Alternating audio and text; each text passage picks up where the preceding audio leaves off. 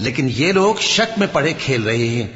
تو اس دن کا انتظار کرو کہ آسمان سے صاف دھواں نکلے گا جو لوگوں پر چھا جائے گا، یہ درد دینے والا عذاب ہے۔ اس وقت وہ کہیں گے کہ اے پروردگار، ہم سے اس عذاب کو دور کر، ہم ایمان لاتے ہیں۔